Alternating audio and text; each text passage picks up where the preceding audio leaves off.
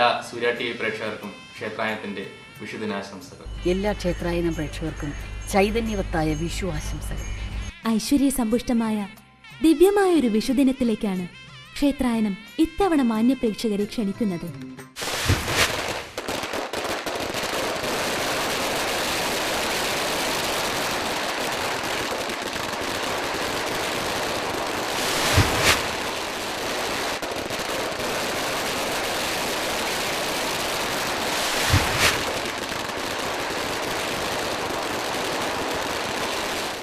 വിഷു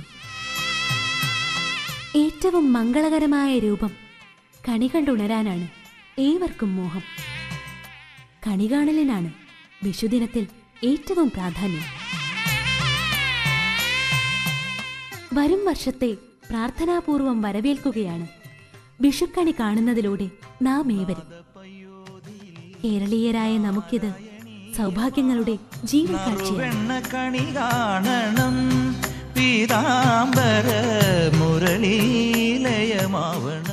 കസ്തൂരീ തിലകം ലലാടഫലകേ വക്ഷസ്ഥലേ കൗസ്തുഭം നാസാഗ്രേ നവമൗക്തികം കരതലേ വേണും കരേ കങ്കണം സർവാംഗേ ഹരിചന്ദനം ജഗലയൻ കണ്ഠേജ മുക്താവലിം ഗോപസ്ത്രീവരിവേഷ്ടിതോ വിജയതേ ഗോപാലചൂടാമണി. എല്ലാ മാന്യ പ്രേക്ഷകർക്കും വിഷുദിന ആശംസകൾ. ഖഗോളത്തിൽ സൂര്യചന്ദ്രന്മാരും നക്ഷത്രങ്ങളെയും നമുക്ക് കാണാൻ കഴിയും. ഇത് ദൃശ്യ അർദ്ധഗോളം എന്നാണ് പറയുന്നത്. ഇതുപോലെ തന്നെ അദൃശ്യമായ ഒരു അർദ്ധഗോളം ഭൂമിക്ക് താഴെ ഉണ്ട്. ഈ ദൃശ്യാർത്ഥത്തെയും അദൃശ്യാർത്ഥത്തെയും വേർതിരിക്കുന്ന ചക്രവാളം. ഈ രണ്ട് അർദ്ധഗോളങ്ങൾ ചേരുന്നത് അതിനെയാണ് ഖഗോളം അല്ലെങ്കിൽ സെലസ്റ്റിയൽ സ്ഫിയർ എന്ന് പറയുന്നത്.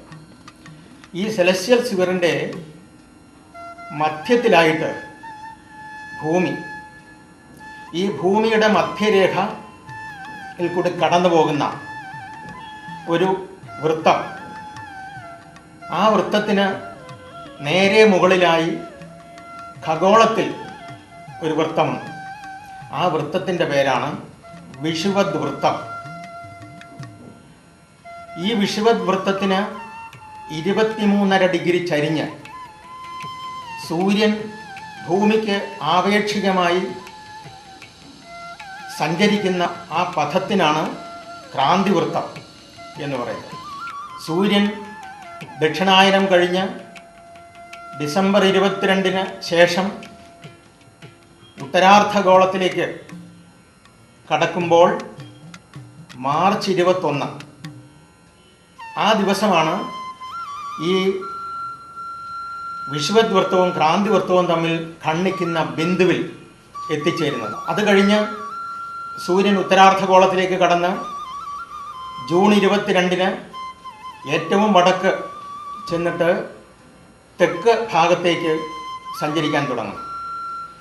സെപ്റ്റംബർ 22 വീണ്ടും തുലാ ആദിയിൽ, അതിനുശേഷം വീണ്ടും തെക്കോട്ട് സഞ്ചരിച്ച് ഡിസംബർ 22 ഏറ്റവും തെക്ക് ചെന്നിട്ട് വടക്കോട്ട് വന്ന് മാർച്ച് 21 വീണ്ടും ഈ മേഷാദിയിൽ എത്തിച്ചേരും. ദക്ഷിണായന കഴിഞ്ഞ് മധ്യരേഖയിൽ വരുന്ന ആ ദിവസം മാർച്ച് 21 സൂര്യൻ മേഷാദിയിലെത്തുന്നു. ഈ മേഷാദി അത് സഞ്ചരിക്കുന്നതുകൊണ്ട് അതിന് ചരമേഷാദി എന്നാണ് പറയുന്നത്.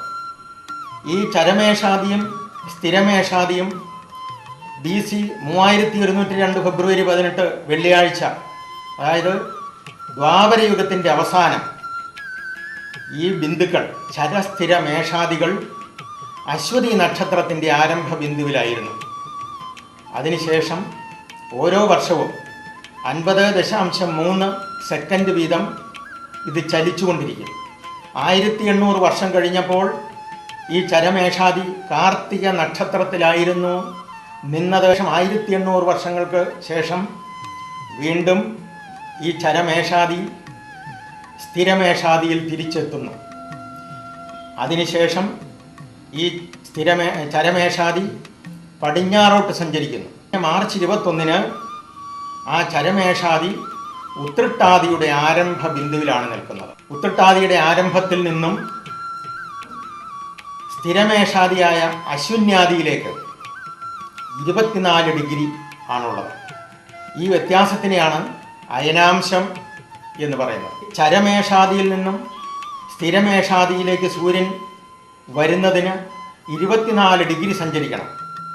1 ഡിഗ്രി ഒരു ദിവസം സഞ്ചരിക്കുമ്പോൾ 24 ദിവസം കൊണ്ടാണ് സൂര്യൻ ഈ ചരമേഷാദിയിൽ നിന്നും സ്ഥിരമേഷാദിയിൽ എത്തുന്നത്.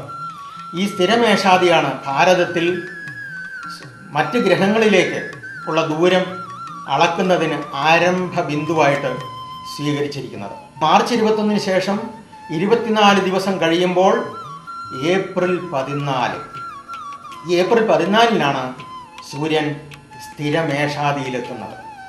ആ സ്ഥിരമേഷാദിയിൽ എത്തുന്ന ആ സമയം അതാണ് വർഷാരംഭമായിട്ട് ഭാരതത്തിൽ കണക്കാക്കിയിരുന്നത്. മേഷസംക്രമത്തിന് ശേഷം ഉറക്കം കഴിഞ്ഞ് എഴുന്നേറ്റ് ആദ്യമായി കാണുന്ന ആ കണി, അതിനാണ് വിഷുക്കണി എന്ന് പറയുന്നത്. ആ വർഷാരംഭത്തിൽ തന്നെ കാണുന്ന ആ കണി വളരെ ശുഭപ്രദമാണെങ്കിൽ ആ വർഷം മുഴുവൻ ഐശ്വര്യപ്രദമായിരിക്കും എന്നുള്ളതിന് യാതൊരു സംശയവുമില്ല.